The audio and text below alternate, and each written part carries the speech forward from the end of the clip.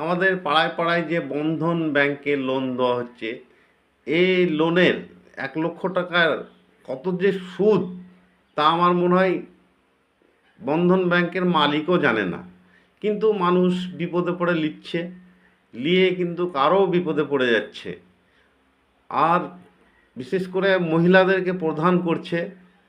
তো এত কষ্ট, মানে চিন্তা করার নাই। এই কারণে মানে আমাদের দেশে পরকীয়া বাড়ছে, এটা একটি কারণ। বিপদে পড়ে কারোর কাছে হয়তো বারবার হাত পাচ্ছে, হয় পরকীয়ায় বাধ্য হচ্ছে অথবা বাধ্য করাচ্ছে। তো এইটা যদি উম, পুরুষ মানে মহিলাকে প্রধান না করে পুরুষকে প্রধান করা হয়, তাহলে আমার মনে ভালো হয়।